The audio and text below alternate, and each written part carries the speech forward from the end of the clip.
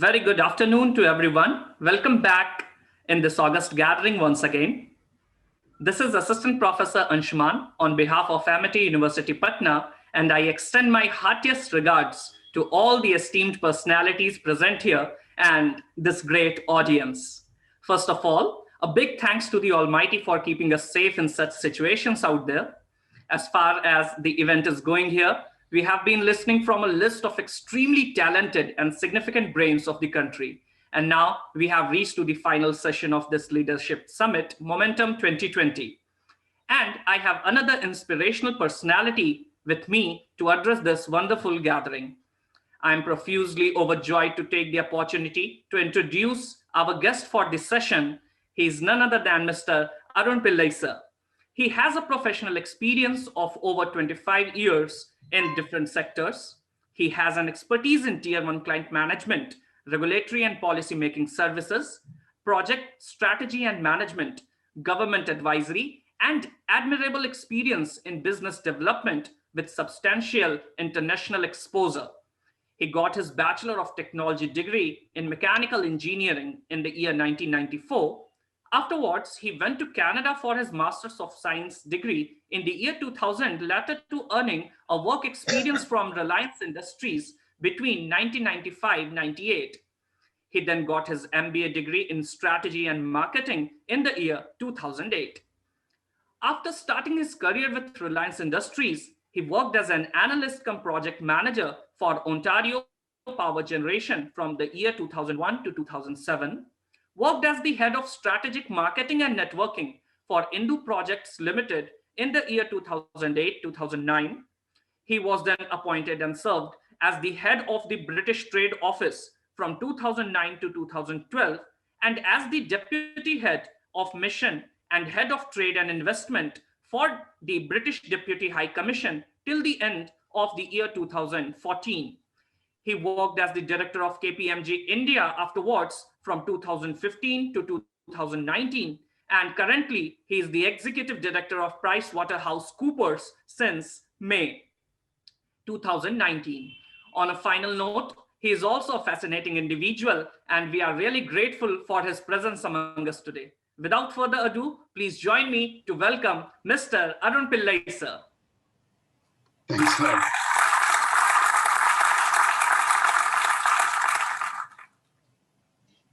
Thank you. Thanks, Professor Anshuman. I really want to thank Amity University for giving me this opportunity here today. Professor Pandey, who's been persistent and following up on regular basis just to ensure that we're all here on time and we are aligned with the session objectives and what we need to do. So thanks a lot, Dr. Pandey, for your support and for your invitation to be a part of this event. And Professor Anshuman, thanks a lot for following up and ensuring that we have an interaction before the session and taking up the effort to do that. Really appreciate it, and thanks a lot for the introduction. I will not be this is for the students. I'm not going to be giving a big GAN session out here because I don't want you to be thinking on a Saturday afternoon.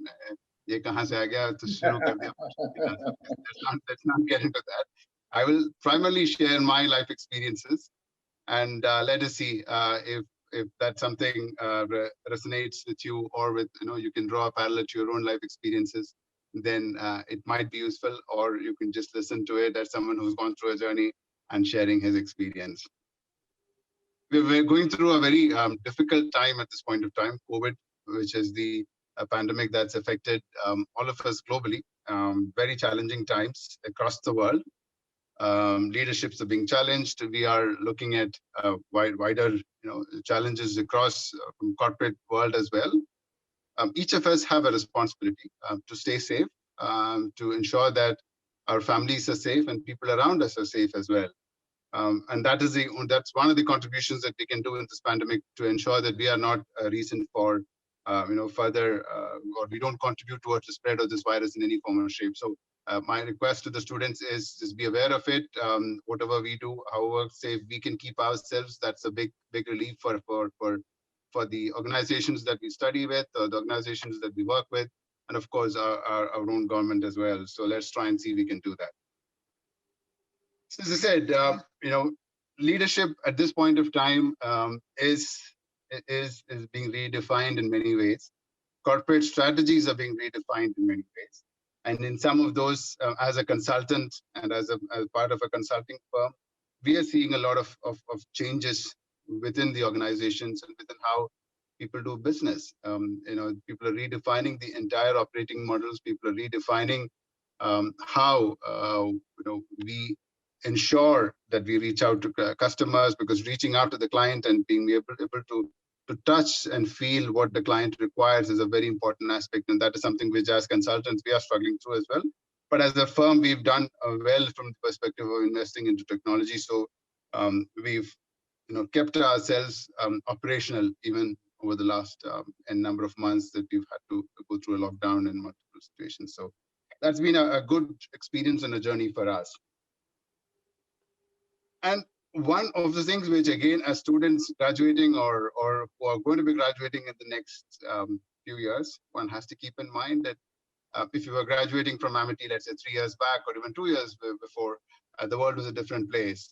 You're coming into a market segment, or you're coming into a scenario where you should be willing to change, you should be willing to adapt, because those are some of the things that will be thrown at you, where corporates are also looking at different people with different mindset, people who have got innovative thinking to come up with services, solutions, or even way of working.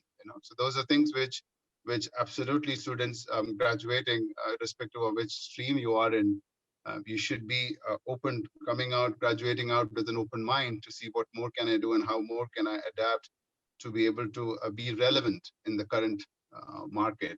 And that's what organizations are doing as well. So as an individual, it should be one of the priorities that you should take up as well. So what do I do in PwC? I'll just explain that for a couple of minutes. So I'm part of the regulatory practice. PwC as a firm has got around 15 to 16,000 employees working across India, all the streams: tax, audit, advisory, management consulting, government advisory, all kinds of support that we do. We work extensively with Government of India on various initiatives, whether that be investments be coming into the country, whether through Invest India or some of the other organizations that we work with. Most of the state governments, we are a part of that investment strategies, or working with corporates who are looking at expanding into India, and how do we support that. So my team, or our team, regulatory team, is kind of the interface between the corporate world and the government. So wherever you require compliances, wherever you require public policy related support, representations that go into the Minister of Finance or the Department of Commerce, the business case behind it, the representations, something which our team works very extensively with both private sector and the government as well. We also work with international investments coming in on incentives, support and planning, which is we work with companies, let's say, Tesla tomorrow decides to come into India and says that, we want to identify what's the best incentive that we can get from Government of India or state governments, and how do you guys support us? So we work, I was just giving an example of Tesla, but I'm just saying there's similar companies which would come in, will be an area where we would support very actively for global firms coming in, and our team very actively does that support across state and central government agencies. And that you can see as an increasing measure because of government's focus on Atmanirbharta, and the other is the changing global dynamics. So you look at now countries realigning the Quad, which has been a discussion that's been going on, where Japan, US, Australia, and India are trying to put together a strategy to ensure that this region and economic activity around this region is kind of secured, not just by one single country, but there is more collaboration between these countries and how these companies can come in and do more stuff. So that's again an area where what we're seeing is more international firms looking at an India perspective to see what more can be done, and that's an area where we support very actively with businesses to do that. You are at some of you who are at different levels of education in Amity. this is some of the best years of your life, being in the campus, having some fun with friends, building up new relationships, building up great memories for you to go out and cherish those memories. And I sometimes wish I could go back to undergrad or to masters as well, and relive some of the best times of our life. So, but and I'm sure you're doing your grades, your exams, your coursework, all that is in progress at this point of time. But for me, I would also just want to highlight a few things or few areas or few aspects that I believe that one should take out from a campus experience. Because those are some of the good aspects of what you would learn with thousands of students around you, and what is it that you can take from that other than your grades, your subjects, of course, which is part of your curriculum, and you will do that. But something more than that, how do you develop yourself and become a better individual or a better professional coming out of the campus? I think the first one would be find ways to work with others. So I know there are comfort zones which we are all in, our group of friends, our circle of contacts, our people that we've known. We're all happy to be in our comfort zones, and me included. We're all happy to be in our comfort zones, and we would prefer to be there. But from my experience, my experience of working with as many diverse sets of students brings in a very, very different experiential learning for you. And that is something which you should try and utilize while you are at the campus. There are enough opportunities out there, or create opportunities for you to work out. And I'll just give you two examples of that from my own experience. When it was in Canada, I was doing my master's. You can imagine the kind of students that we had. We had people from China, we had people from Japan, all kinds of countries. And when you're doing projects together, you really understand the thought process and how they think. Okay, because and believe me, you very differently. Our wiring is quite different from some of the way people are wired from other countries, and people from other walks of life, and from other experiences of, let's say, ISB we had people from when I did my MBA over there. We had people who had arts background. We have people who had dance major as a student there. So the way they think and approach a problem is something which is very different from me as an engineer who would approach it. So if there are opportunities, I know there are MCA students as well in this group. But for you, unfortunately, you are with computer science students, so you've got to think through that. But again, you can find diversity even in that as well. So that's something which you should look at, where you should go out of your comfort zones. That's an experience which you might not necessarily get always at work. Of course, you do get in some of the organizations to work with a diverse range of people. Ontario Power Generation, and there was a good example in Toronto where we had senior staff members who were, technicians. Our department basically did the safety analysis, projects management of all the nuclear power reactors in Ontario. So we had senior technicians who worked, US project manager, much younger. Your ability to, and your technical knowledge also is not as much as a senior technician would do, but you still build that relationship, build that rapport, and that experience of working with different people will help you navigate through those systems. And as you graduate, and you, I'm sure, would be successful, take up senior positions, there might be people who are senior to you than age, working with you, reporting to you. How do you manage those relationships? How do you manage that interactions? This is definitely something that you should look at, is the ability to work with others and different diverse range of people. I think is an important aspect that you should cover.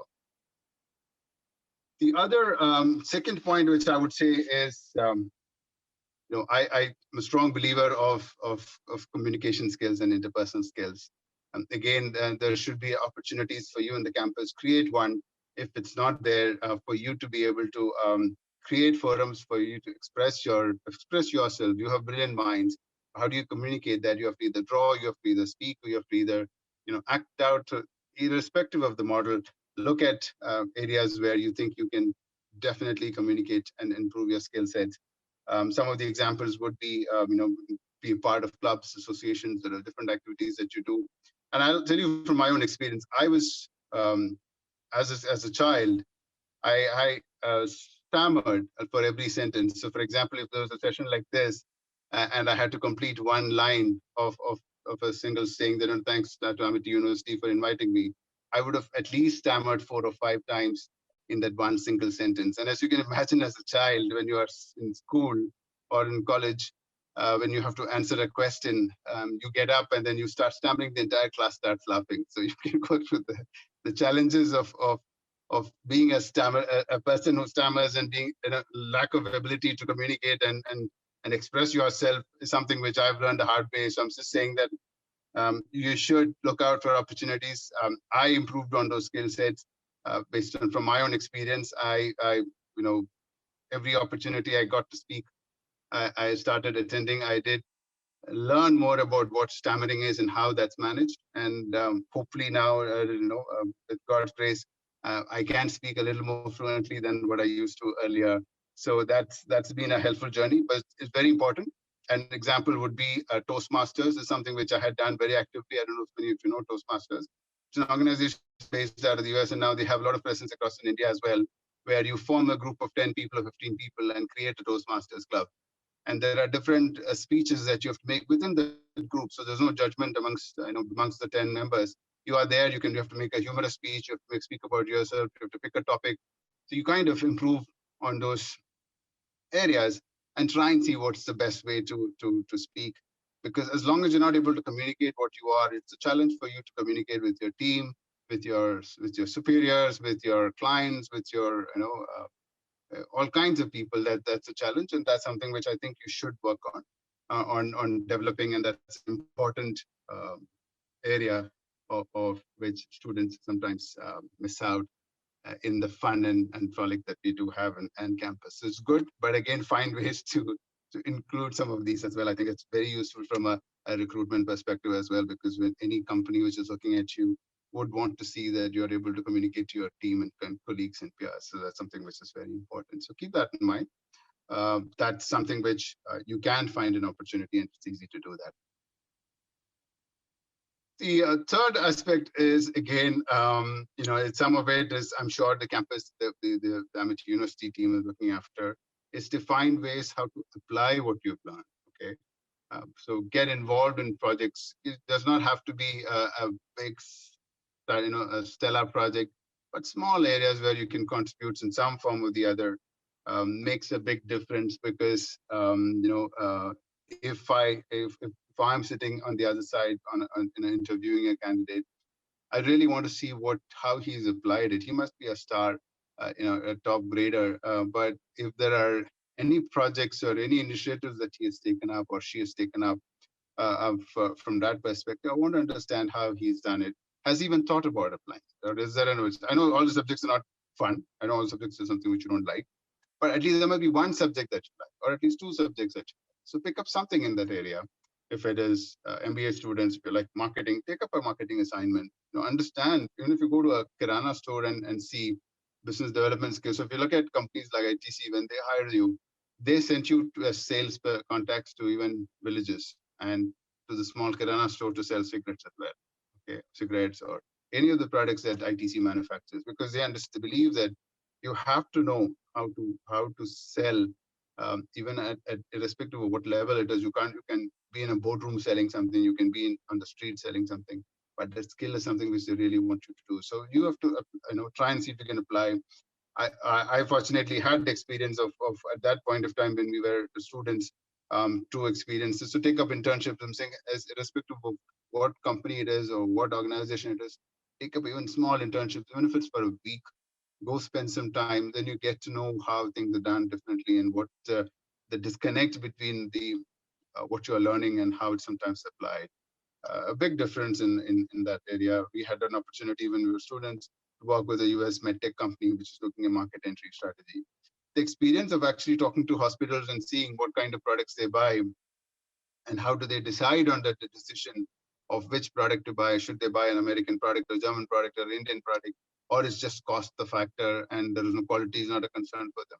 That sheer experience of understanding that ability to apply what you have learned in some areas, I think definitely gives you a very different perspective to through the subjects that you're learning. And that is very important because at the end of the day, you really want to see how well you can develop and how well you can apply some of these areas.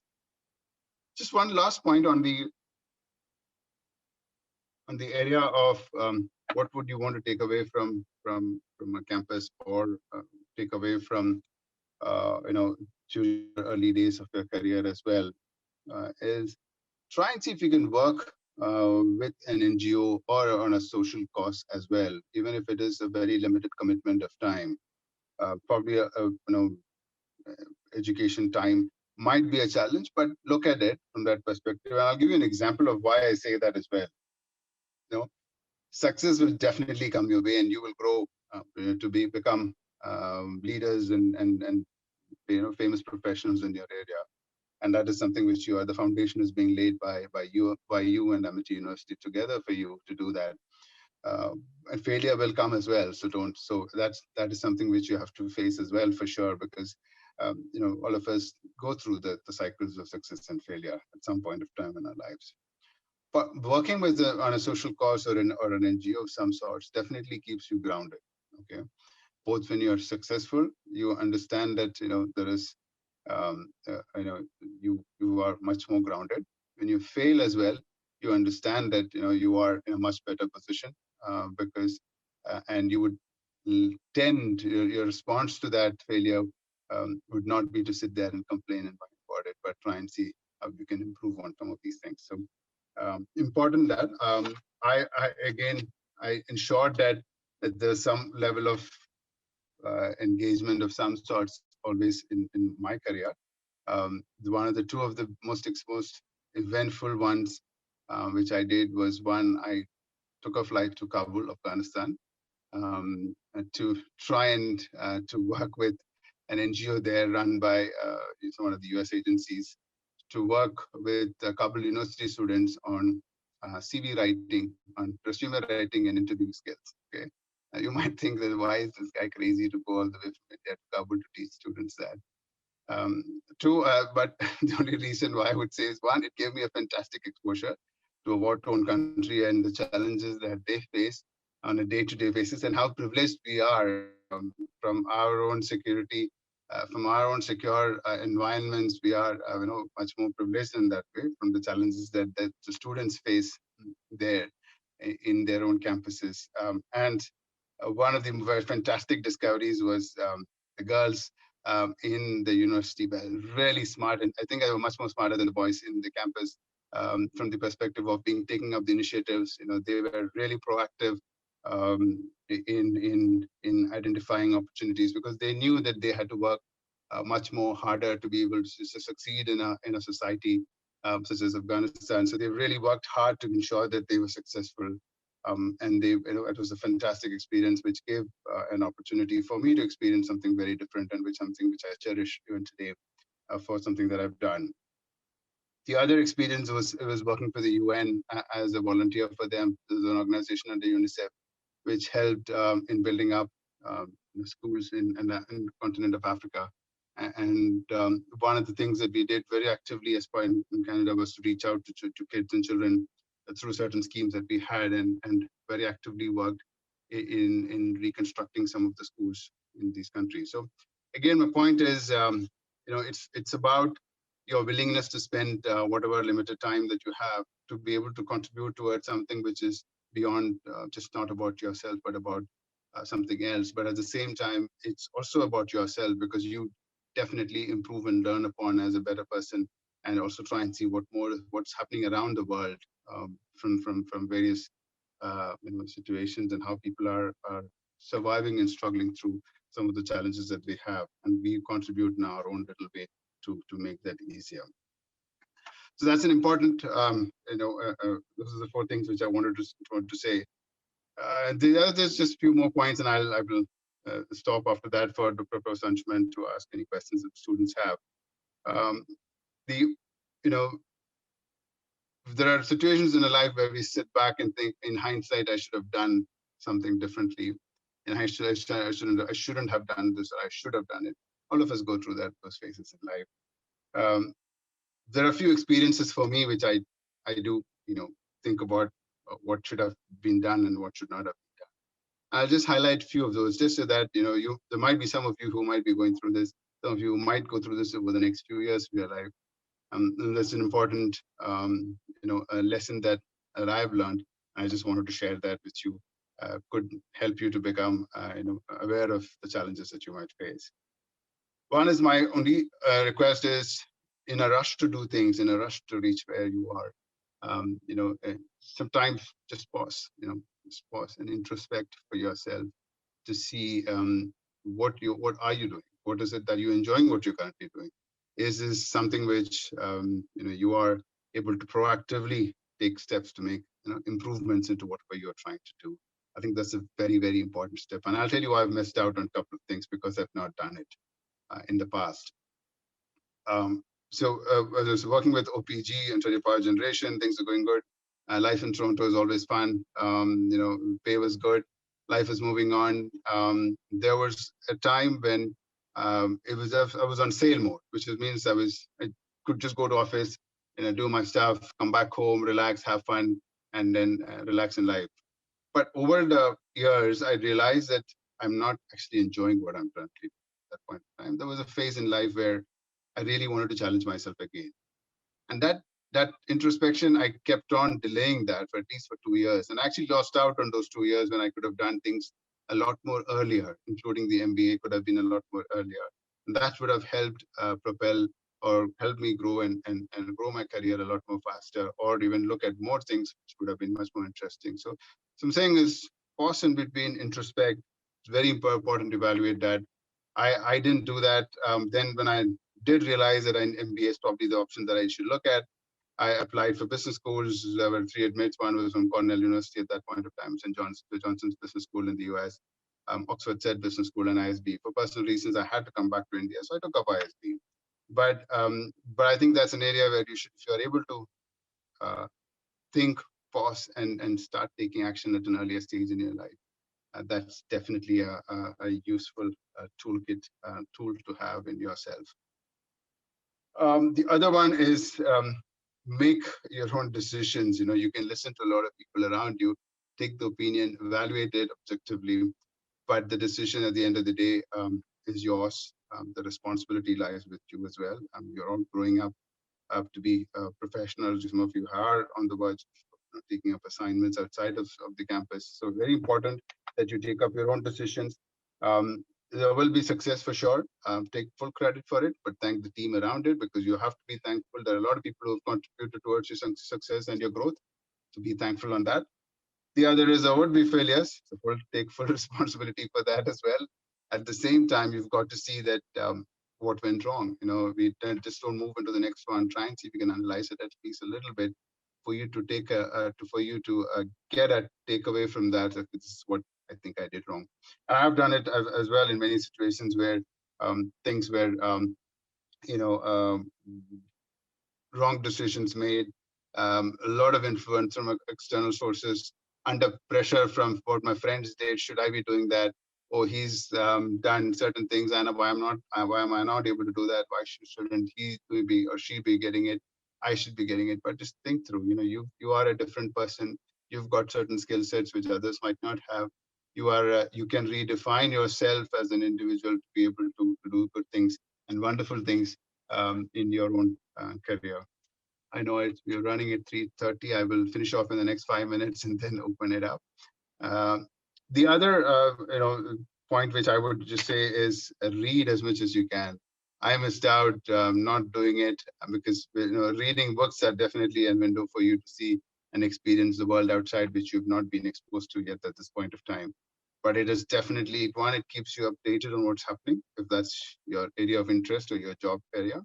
Even generally, just read about things which would be not relevant for you at this point of time. I'm sure I'm telling you, it's a learning experience which you would have, and that is something which is very, very important for you to consider. So books bring an experience that you might not have faced at this point, but you can learn from someone else's journey and experience that you have seen.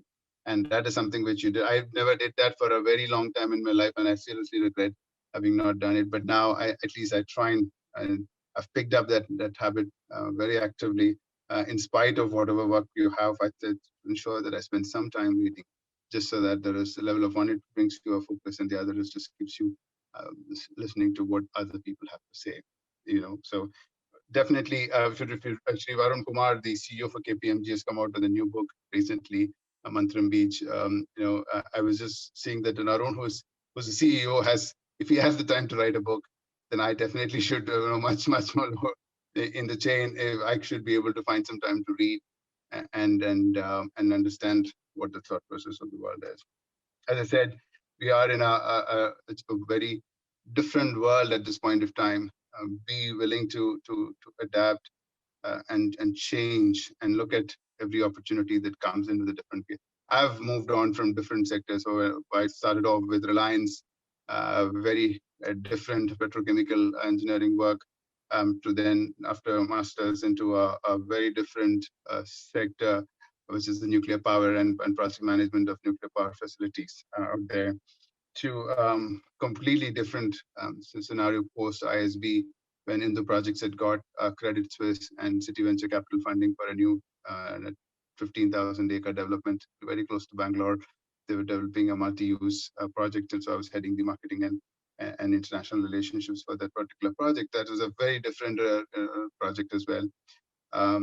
It was family-owned business, but a fantastic experience. I could have said that, I've worked in Canada, I've worked for governments, I can't be doing this kind of stuff, going to the site and understanding what's happening there. But that's gave me a lot of good exposure. Then I moved on to the British High Commission, which is again a completely different role of trade and investment between India and UK, the bilateral relationships between India and UK. We facilitated, the UK's government relationship from an India perspective, from a trade perspective, and from a political relationships perspective. We also got the opportunity to host the England cricket team when they visited India. So that's the fun part of it. And of course, a lot of visits, prime ministerial visits from UK. So all kinds of work, which kind of gave, I think, an overall experience and overall relationships. You've got to build your relationships because, as I said, Dr. Pandey has been in touch with me. There's a relationship that we've built with him now, so that so you would definitely want to do something for him at this point in time, and that's something which you have to build those relationships going forward.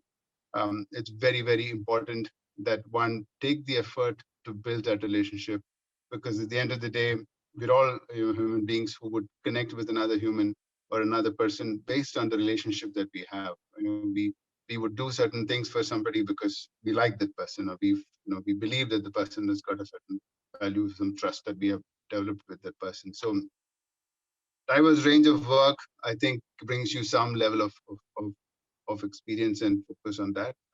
But keep your mind open.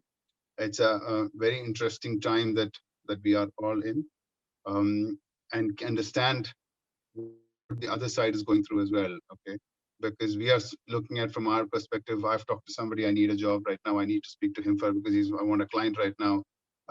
But they must be going through a lot of challenges themselves in this current times.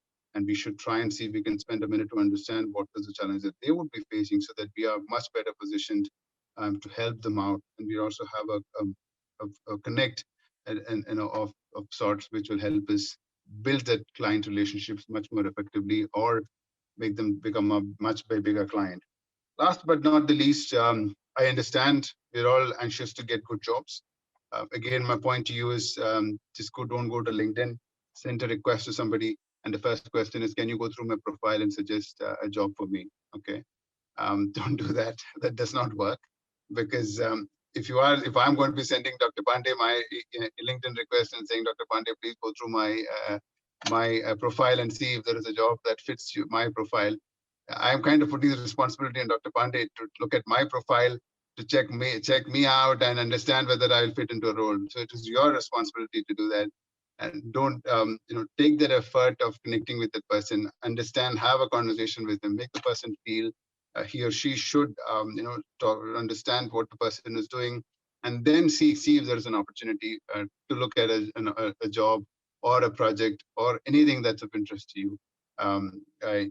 We can see a lot of requests sometimes coming through where the responsibility is on us to ensure that we look at the profile and get this job. So I'm saying is, don't do that, because that, as I said earlier, build that connect between the person.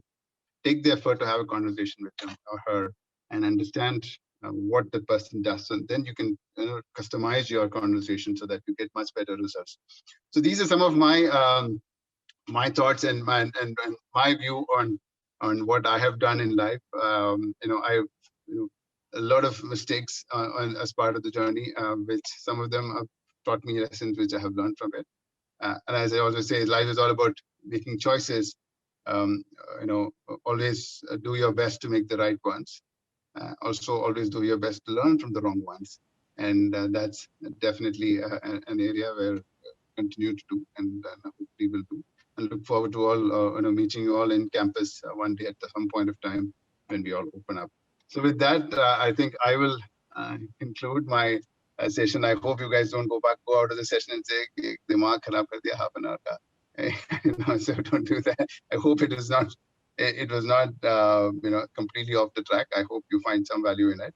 And over to you, Professor Anshuman. Thanks a lot for the opportunity. So thank you so much.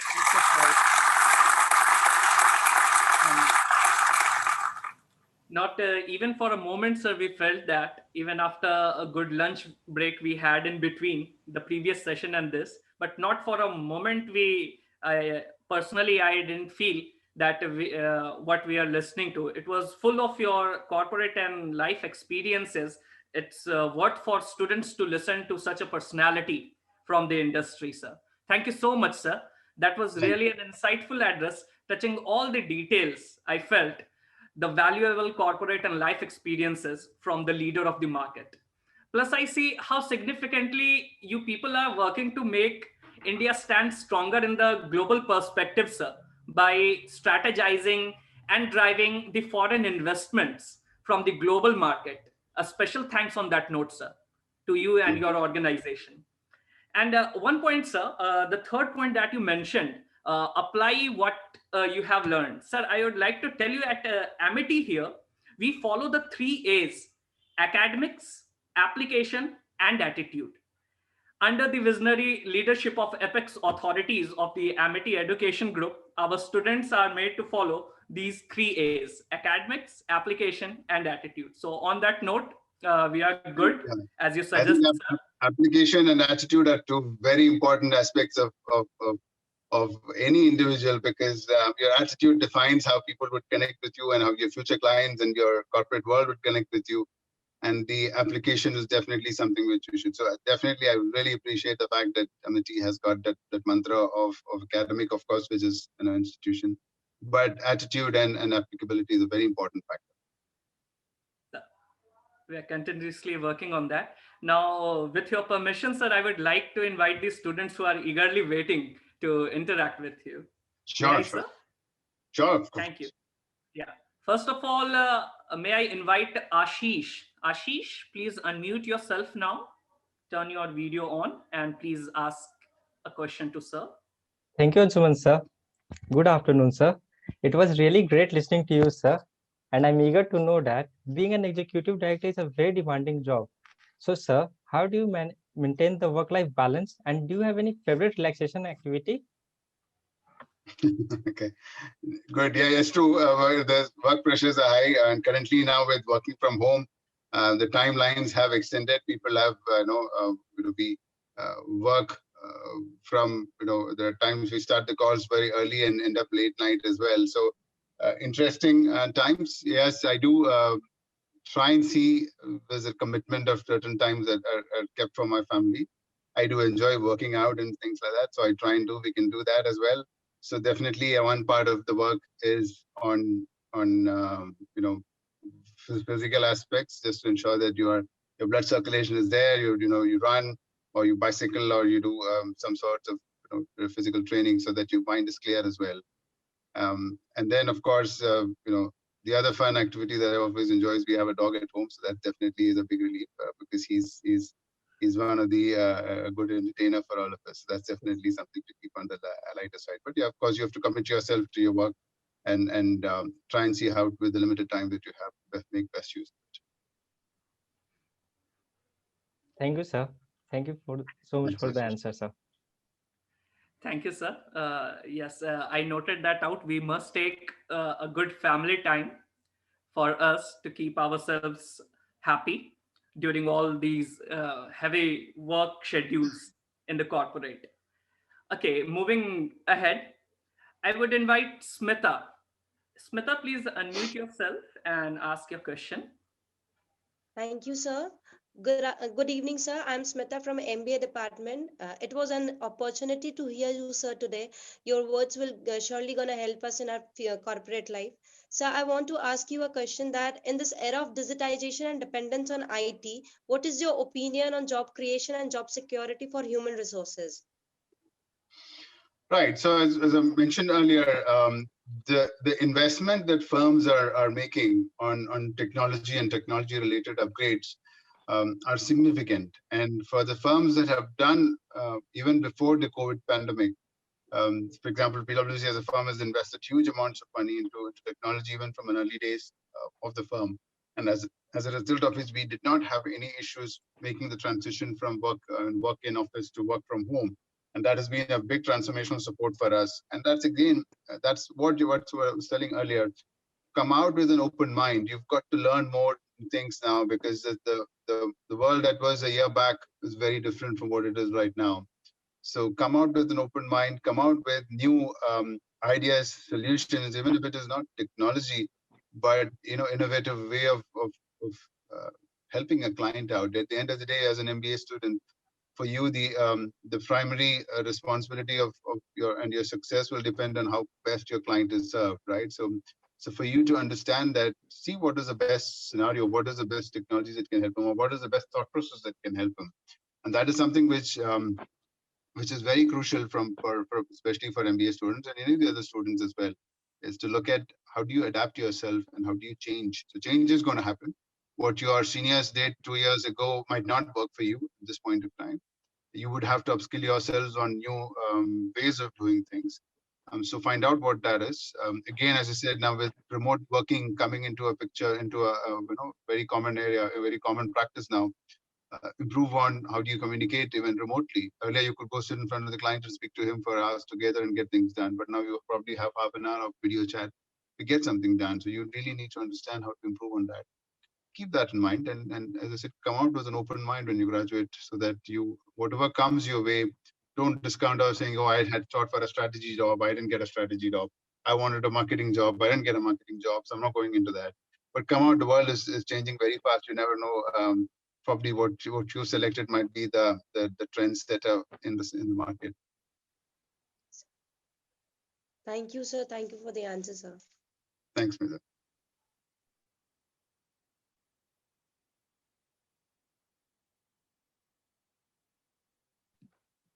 Sir, you are muted. Anshuman, sir, you are muted. Thank you, Venkatesh, sir, on that note. Yeah, so we need to adapt to the changing market needs, obviously. Okay, so may I invite Shikha? Shikha, please unmute yourself and ask a question from sir. Thank you so much.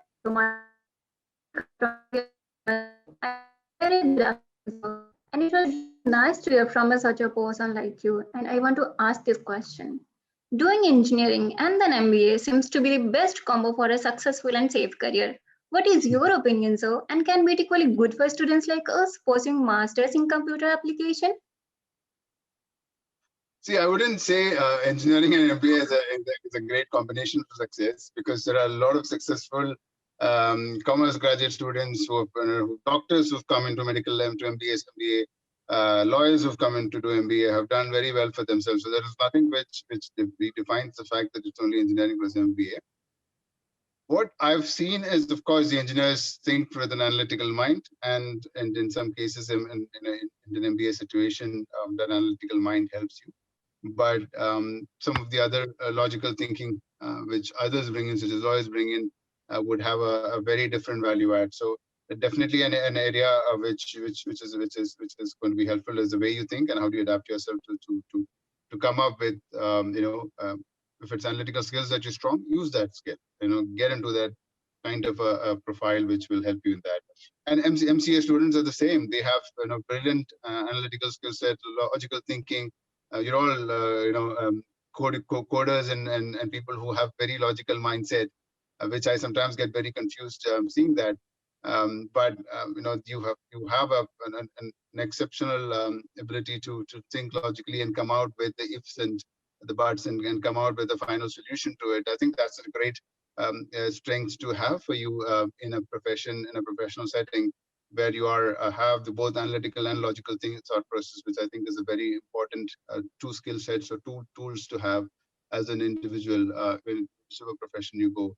An MBA is definitely not the solution to all problems for a career. It just gives you a platform and some new ways of thinking and some exposure to different way of thinking to be able to do it.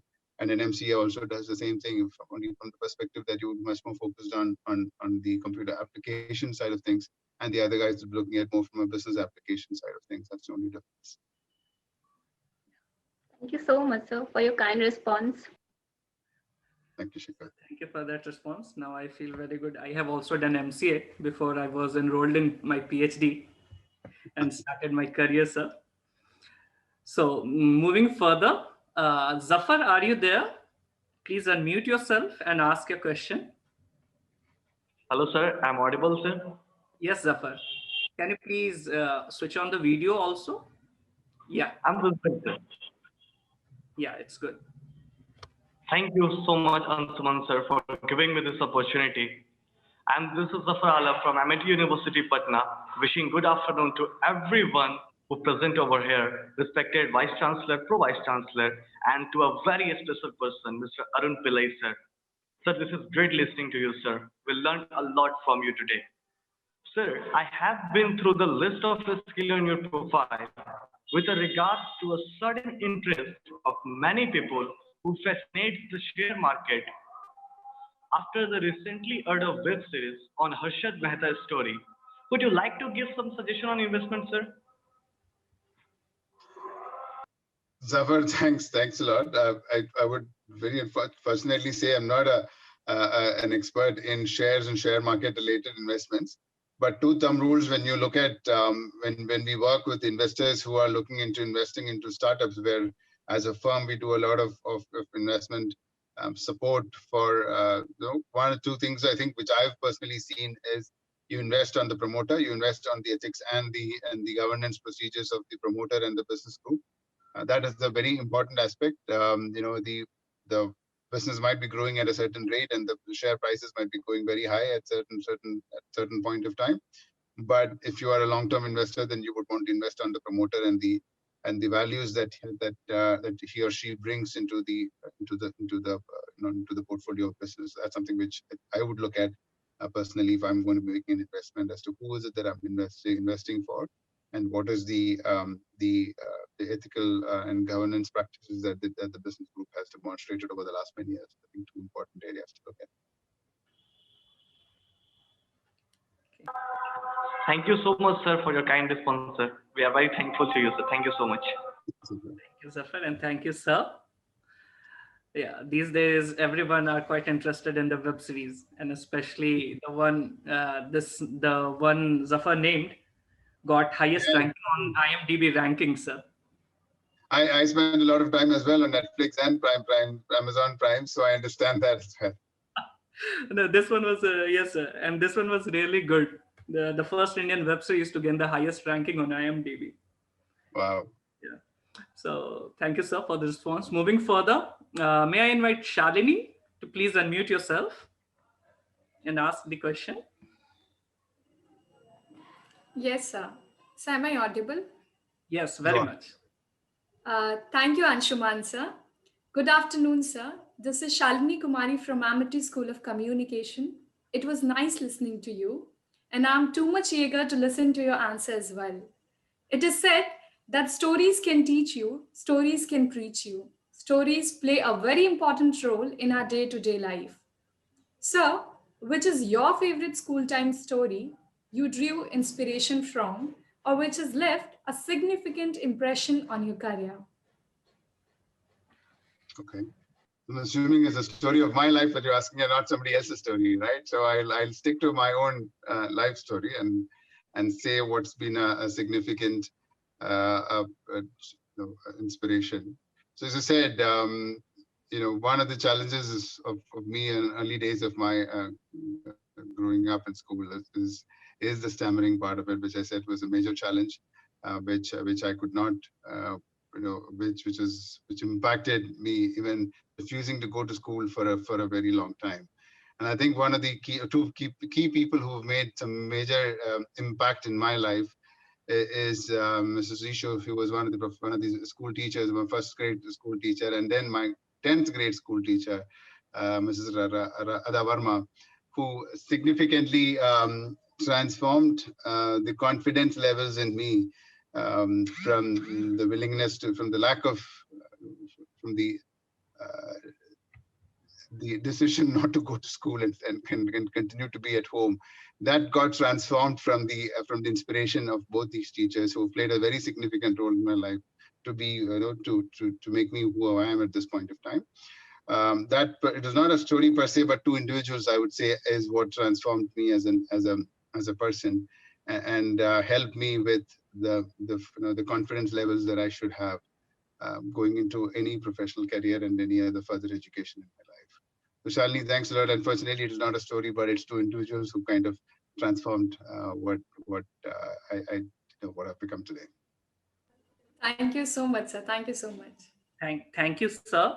And now this is a feeling of pride that we all are teachers. And yes, I also believe that there are certain people in our life who actually make us what we are now. Absolutely. And thanks, Shalini. That was a nostalgic touch in the corporate discussions. Thanks for that. Sir, you were saying something to this.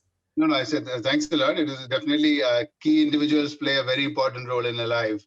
And I still remember that I refused to go to the school for months together. And this was one teacher who actually made me decide that I should want to go back to grade 1. And that kind of transformed me in many ways, because she was a very, very patient and passionate teacher who, which is a very important skill set to have. So, thank you, sir, for this. Moving further, may I invite Harsh? Harsh, please unmute yourself now. Thank you so much, sir, for giving me this opportunity. Good afternoon, sir. Myself, Harsh from BCA department. Sir, as we all know, to face the industry, a better planning and actual negotiation is needed. But sir, what would be more crucial, a better planning or actual negotiation? Harsh, thanks. I think it's not a one or the other situation in most scenarios. For you to be in a better position to negotiate, is you should be able to plan ahead of it. Only then you would have the business case or the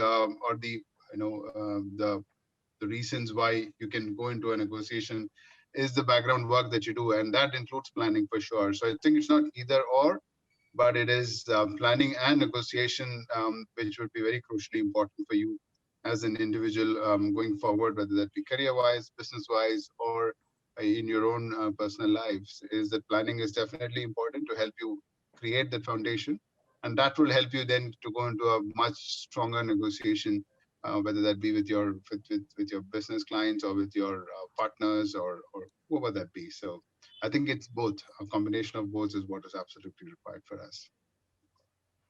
Thank you so much, sir, for your kind response. Thank you, sir. Thank you, sir. Duly noted. The combination of planning and negotiation. Yes. Moving further, may I invite now Nivedita. Nivedita, please unmute yourself and ask your question.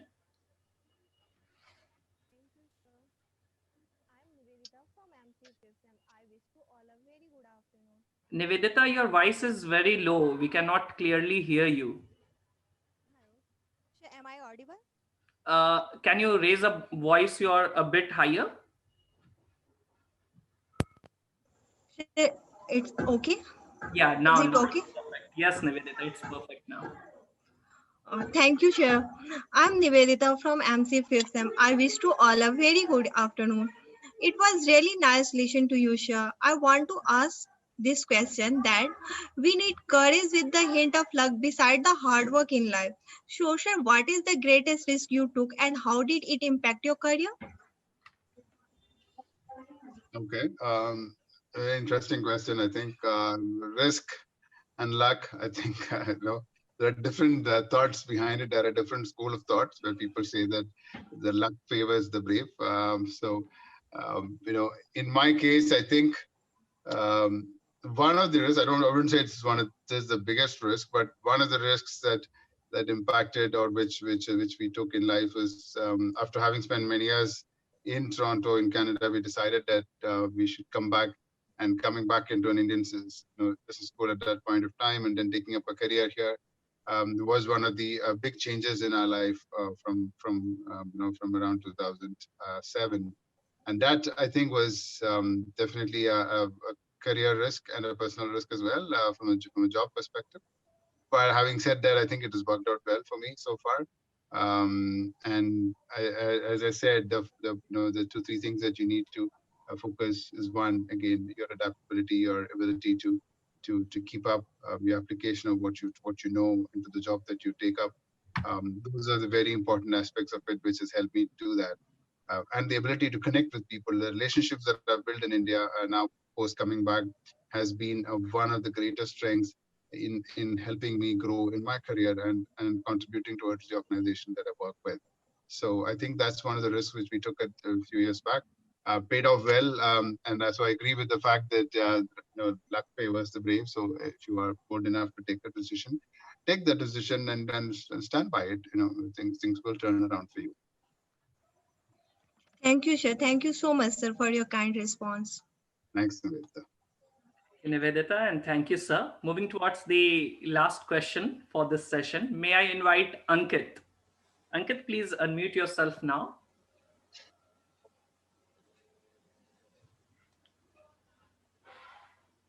Is it okay, sir? Absolutely perfect, Ankit. Please. Thank you, sir. Good afternoon, everyone. First of all, we are really thankful to Mr. ARUN PILLAI, sir, for taking the time out of his busy schedule to address the gathering. It was really a nice experience listening to you, sir. Sir, what according to you is more important for a business house, more profit or market recognition? Well, my personal view is that it's market recognition, because your credibility in the market and the reputation that you have from the quality and the commitments and the ethical commitments that you've made in the business is something which is very important, and I would believe that money would follow it.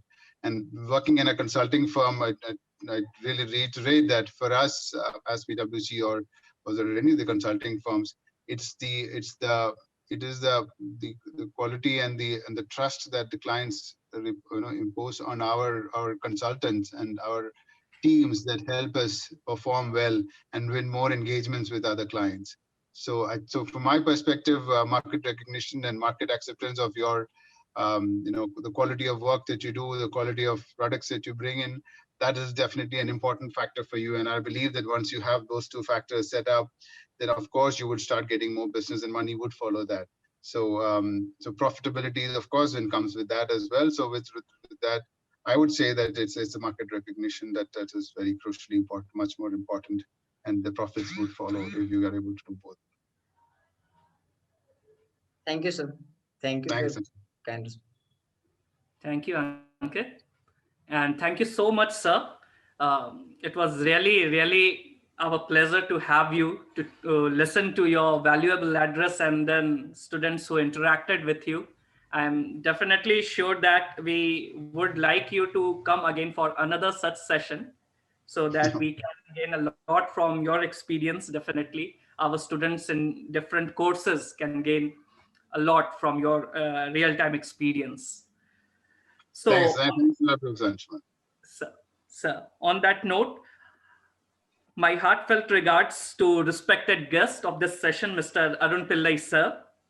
And I would like to thank Dr. T.R. Venkatesh, the Vice Chancellor of Amity University, Patna, and our Pro-Vice Chancellor, respected Dr. Vivekanand Pandey, sir, for their constant guidance and leadership to make this all happen. And this beautiful audience who is there since the morning and the phase one in the last Saturday also as well. So here my part comes to an end with this session. Thank you so much, everyone. One last time, thank you so much, sir, for your kind presence, taking valuable time for address this gathering. And Thanks. I would request now Dr. Chetna Preeti ma'am to further take the session. Over to you, ma'am, now. Yeah. Anshuman, am I audible? Yes, ma'am. Okay. So thank you, Professor Anshuman, for inviting me to present a brief report as well as to propose vote of thanks. Let me first thank Mr. Arun Pillai for such an interesting session and for efficiently and with patience how he has handled the interactive session and the question session from the students. So thank you, Mr. Pillai. And I agree with Professor Anshuman that we would request you for many more sessions with our students. Thank you so much. Of course. Leadership and learning are indispensable to each other. This is what we have experienced in the two-day leadership summit, Momentum 2020. The experience of greatness, astute oratory skills, humbleness, success stories, and passion of the leaders for their organizational growth has simply left all of us spellbounded. And I'm sure each one of us are gratified and thrilled with this lifetime experience. I'm honored to present before you a brief report of the entire event. The two-day leadership summit, Momentum 2020, was held on 28th November and 5th December. More than 2,000 participants attended the summit. The summit was graced by the industry leaders of organizations like Accenture, and just now we had the leader of PricewaterhouseCoopers, Barclays Banks, Mahindra & Mahindra, Paytm Money, JustDial.com, Panasonic Life Solutions, Hitachi, Havells, and Livguard Limited. The leaders gave valuable life lessons through their deliberations. They showed that the leaders are not made overnight, but that the experience that they earn throughout their lives is what makes them compassionate, responsible, honest, and accountable. They showed clear vision and determination to perform irrespective of circumstances. They presented a calm and contented demeanor in their session. They were passionate towards growth of their organization as well as their country. These industry heads explained about the requirement of skill sets for their industry. And just now we have heard Mr. Pillai also talking about it and presented significant life lessons to the students. They emphasized about the academia and industry partnership for shaping a bright future for India. They were delighted by the interaction with the students, and I need not say that the students were ecstatic and overjoyed with the interactive sessions. All the industry heads complimented and congratulated Amity University Patna for organizing such a colossal event. Now, I would like to propose vote of thanks. It is my honor and privilege to extend gratitude on behalf of Amity University Patna for the two-day leadership summit, Momentum 2020. It is a day of pride and exultation as Amity University Patna has successfully conducted the event of this enormous level.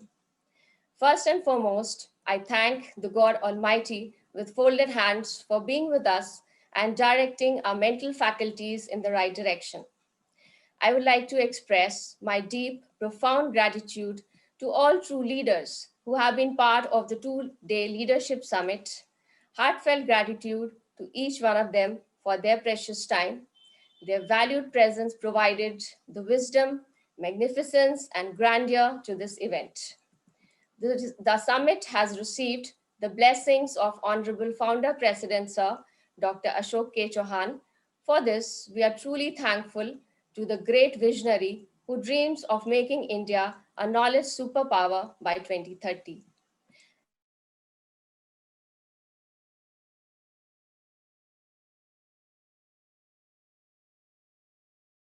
Dynamic leadership has been instrumental in providing a big platform where we are achieving excellence in academics, events, and research. Let me convey our deep sense of gratitude to respected Senior Vice President, Amity Education Group, Mr. U. Ramachandran, sir, for his constant motivation and support. Sir, your inputs are valuable and make us better performers. Most profound gratitude to Honorable Vice Chancellor Dr. T.R. Venkatesh, sir. Sir, we thank you for always being with us. Your motivation, support, and guidance develop confidence in all of us. I would very humbly thank our respected Vice President, Amity Education Group, Mr. Gaurav Gupta, sir, for always having faith in us and helping us in managing everything with perfection. I express my deep sense of gratitude to our Pro-Vice Chancellor, Amity University, Patna, Dr. Vivekanand Pandey, sir, who is always ready to help us, guide, and support us in any situation. A special word of praise and thanks to all the session moderators for efficient handling of their sessions. A sincere gratitude to Professor Siddharth Shankar, sir, and Professor Sushil Kumar, sir, for their continuous support.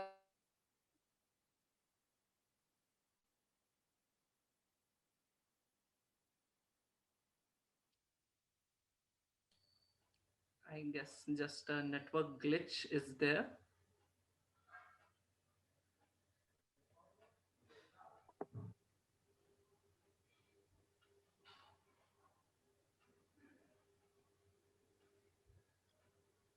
Okay, ma'am might be joining in a while.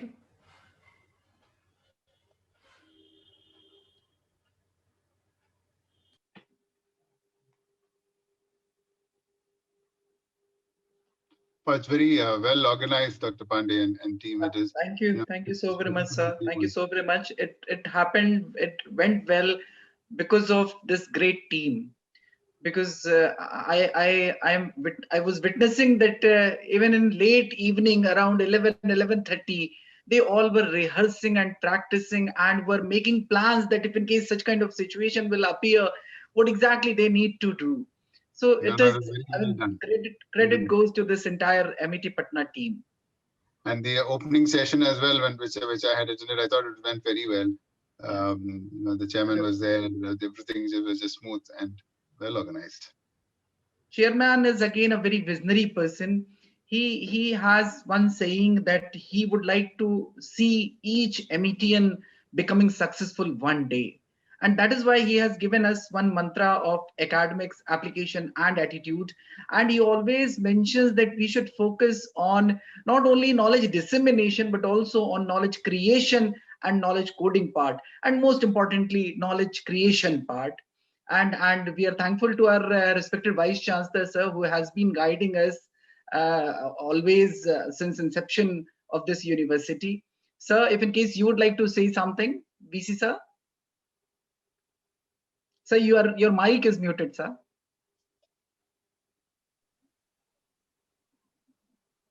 The idea of having this kind of an event came from you and other faculty members. The enormous learning that takes place in these kinds of events, you see, the amount of learning that happens in the students is enormous. By seeing the CEOs in action, successful CEOs in action, by listening to them and understanding what exactly is needed to succeed in one's career, to succeed, to bring success to the business. I think that is the great value that each one of the students who has participated, that is the takeaway. I think I saw in students, in their faces, the sense of satisfaction, sense of learning, you see, that was happening. The way in which they were framing questions and they were asking questions, I mean, that shows these kinds of events are very, very important. And this event was very successful thanks to the kind of executives you brought in from the industry. You see, students always enjoy listening to the people who are there in action. When they listen to them, they learn a lot. I think these are some of the takeaways for our students. Let us all thank the faculty members. Let us all appreciate the students who participate in this. Let us all, with open heart, thank the speakers who came and shared their real life experiences. They were all speaking from their hearts. You see, how they reached where they are today. And how, for example, one of the speakers said he had some 3x6 small room when he started his career. You see, I think another speaker just who is present in front of us said that I would have dropped out from school.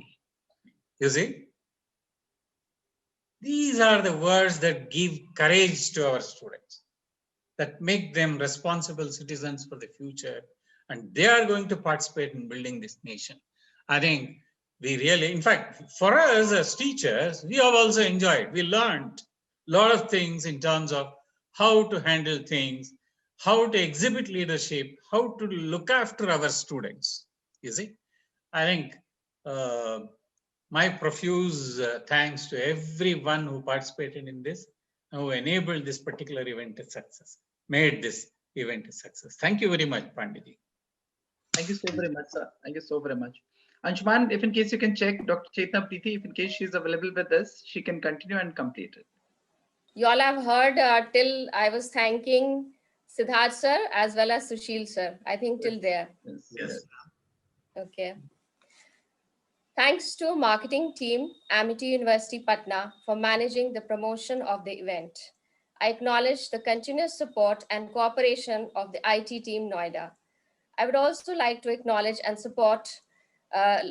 acknowledge the support of Noida designing team for all the branding and designing support. Special thanks to our academic coordinators for their valuable contribution in advertising the event. Special regards to all the members of Amity University Patna. Finally, I would like to place on record my gratitude to all my virtual audience, that is dear students and participants, for their valuable support, because of whom the event has attained tremendous success. Once again, I thank each one of you. Thank you.